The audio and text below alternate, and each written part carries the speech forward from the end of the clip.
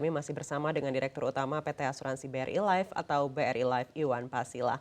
Iya Pak Iwan, tadi Bapak katakan untuk produk-produk proteksi ini mungkin masih menjadi produk yang akan diharapkan hingga akhir 2023 dan untuk segmennya sendiri segmen retail begitu. Mungkin boleh dijelaskan untuk segmen retail sendiri yang dimaksud Bapak di sini untuk kelasnya itu ada di kelas mana dan mungkin ada subsegmen yang lebih spesifik lagi? Ya, jadi memang kalau di BRI Mbak Anneke untuk nasabah mikro yang di bawah ya. Jadi tadi saya sudah sampaikan bahwa kita memang penetrasi dengan produk simple gitu ya.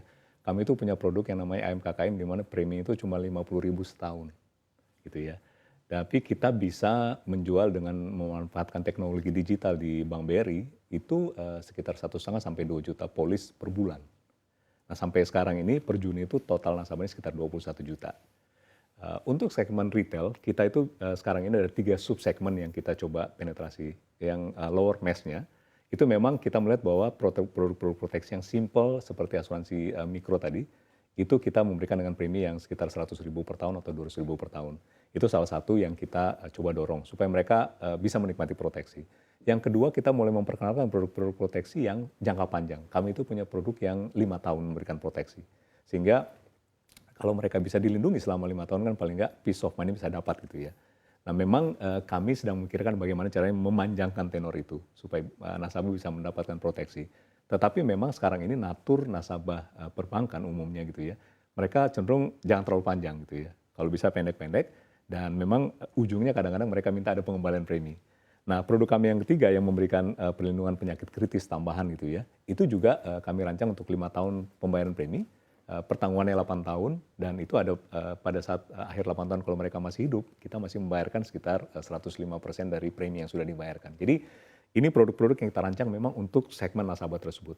Dan kita menggunakan ini biasanya untuk segmen middle mass itu ya, sampai yang upper segmen.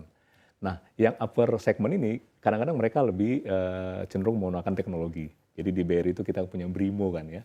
Jadi kita juga sedang merancang untuk melakukan penetrasi melalui Brimo, meskipun memang karena natur transaksinya, ini sampai saat ini preminya nggak bisa besar-besar, jadi harus yang kecil-kecil gitu ya, dan bisa harian, bisa mingguan, sehingga memang itu ada keterbatasan di situ. Tapi ke depan ini akan menjadi salah satu motor.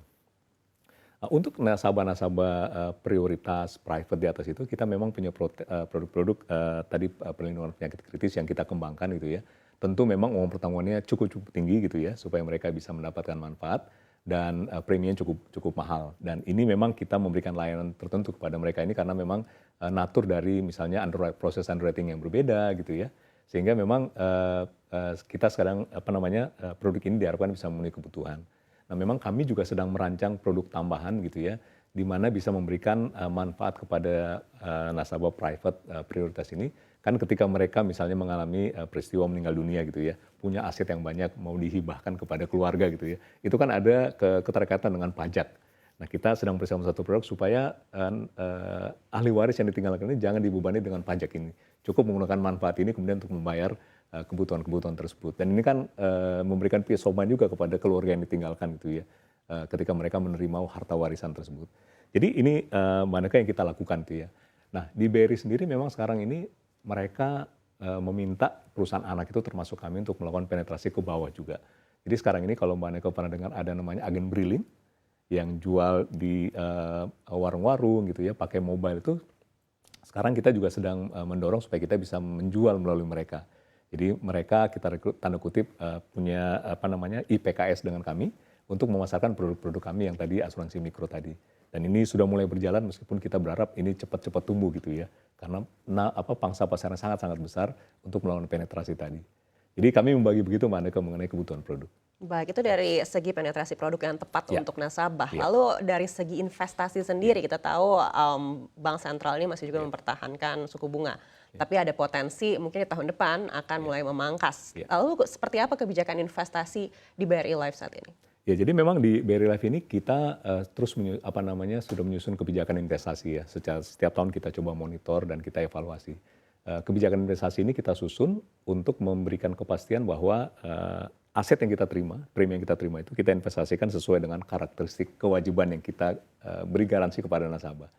Jadi sekarang ini karena di BRI Life itu natur kebijakan itu cukup jangka panjang, kemudian naturnya itu memberikan tanda kutip kepastian dari sisi proteksi, sehingga kami cukup banyak menginvestasikan di SUN dan beberapa di obligasi. Nah, natur sun dan obligasi ini kan dia sangat fluktuasi tergantung pasar ya. Jadi begitu yieldnya turun misalnya, kita itu kan mendapat limpahan unrealized capital gain gitu ya. Tetapi sebenarnya di dalam pengelolaan kekayaan dan kewajiban perusahaan asuransi, kalau yieldnya turun itu berarti discount rate kami juga turun untuk menghitung cadangan premi. Jadi cadangan premi tiba-tiba membesar. Nah ini pengelolaan ini yang sudah kami lakukan di BRI Life untuk memastikan bahwa ketika yieldnya bergerak, itu peningkatan aset dan liability itu bisa kurang lebih sejalan gitu ya, sehingga dampaknya ke bottom line kami itu tidak terlalu signifikan. Nah itu yang kami lakukan di BRI Life untuk memastikan bahwa aset itu diinvestasikan pada kualitas yang baik, kemudian pada saat jatuh tempo kita punya likuiditas yang cukup untuk bayar premi, dan jangka panjang kita bisa memenuhi kebutuhan nasabah. Jadi proses ini Mbak Aneka yang terus kami dorong di BRI Life supaya kami masih bisa membayar kewajiban kami kepada nasabah mungkin 5, 10, 20 tahun yang akan datang gitu ya. Ketika nasabah datang dengan klaim atas proteksi yang sudah dimiliki. Begitu kami coba tanda kutip memitigasi dampak fluktuasi ini. Baik, apakah ada porsi juga untuk di pasar ekuitas? Ada, kami memang sekarang ini masih ada sekitar 2%, sangat kecil memang kami investasi di saham, tetapi memang kan ini kami melihat tidak ada kebutuhan yang signifikan untuk kami berinvestasi di saham ini, karena sekali lagi natur dari kewajiban kami itu berbeda. Nah untuk portofolio unit link, memang investasi pada saham ini itu masih cukup besar. Jadi kami mencoba memisahkan portofolio non unit link dengan unit link. Dan unit link itu memang kebutuhan nasabah. Jadi kami mencoba menginformasikan kepada nasabah, kira-kira kalau investasi di saham itu seperti ini, fluktuasinya seperti apa gitu ya, supaya mereka paham. Kalau investasinya obligasi, pendapatan tetap kira-kira seperti ini, sehingga mereka bisa paham gitu loh. Nah ini yang kami coba lakukan, memastikan bahwa nasabah ketika menginvestasikan portofolio unit linknya itu memang dia tahu ditaruh di mana gitu ya, sesuai pilihannya, dan tahu risikonya. Jadi kami coba memisahkan dua portofolio besar itu Mbak Aneka, ada unit link dan ada non-unit link. Baik, yang juga menarik untuk dibahas Pak Iwan ini ada terkait dengan polusi Jakarta, begitu ya. Kita tahu disampaikan juga oleh Menteri Kesehatan, kalau di BPJS sendiri dana yang dikeluarkan ini sudah mencapai 10 triliun rupiah untuk penyakit-penyakit yang diakibatkan karena polusi. Lalu apakah BRI Life juga sudah menangkap ada sinyal-sinyal tersebut dari klaim-klaim nasabah? Ya, jadi memang kami memonitor terutama nasabah-nasabah yang berkaitan dengan asuransi kesehatan itu ya Mbak Aneka ya. Jadi memang kita belum melihat ada tren yang signifikan, tapi memang kami terus memantau.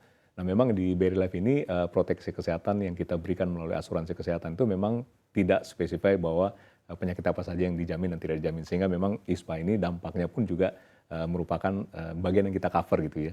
Jadi kami terus monitor dampaknya, cuma memang kami belum melihat ada signifikan klaim gitu ya dari portofolio ini. Baik, apakah ada semacam mitigasi apabila ternyata kasus ini semakin serius?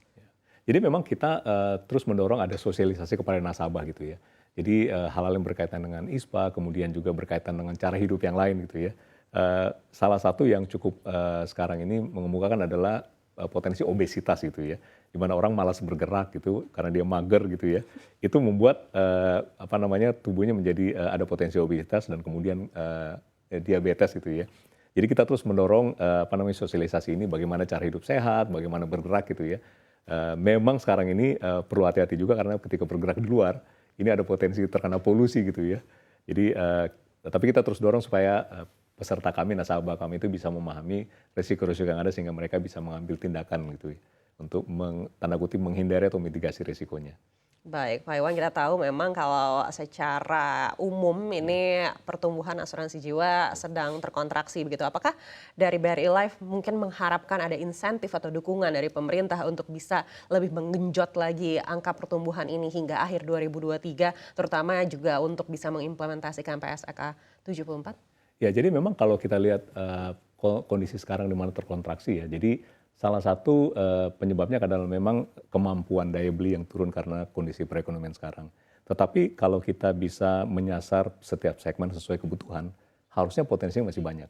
Nah memang kami di BRI Life ini bersyukur nasabah Bank BRI itu kan sangat luas gitu ya, dan sangat diverse gitu. Jadi kita bisa punya kesempatan untuk merancang produk per segmen. Yang kedua memang adalah disiplin dari pengelola gitu ya, pengurus maupun para pekerja di perusahaan asuransi jiwa untuk memastikan bahwa nasabah ketika membeli produk asuransi itu mereka memahami dan kita mengelola asetnya supaya bisa membayar kewajiban. Jadi memang beberapa kejadian di mana nasabah kemudian hilang asetnya gitu ya, tidak dikelola dengan baik. Ini memang memberikan juga dampak negatif pada pemasaran produk-produk asuransi.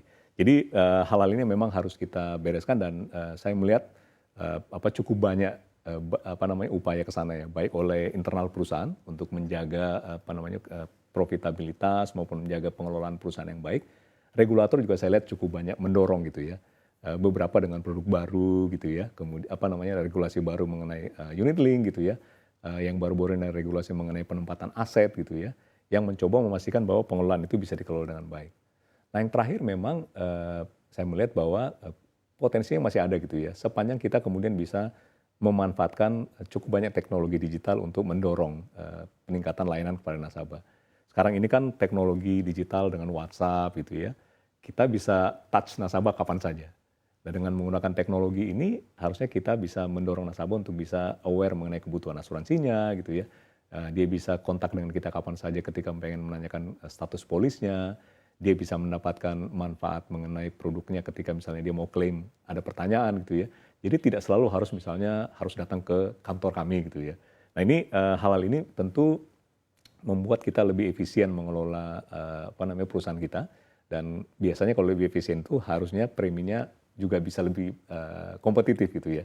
Nah ini yang dari sisi pengelolaan. PSHK 74 ini memang salah satu dampak lain gitu ya.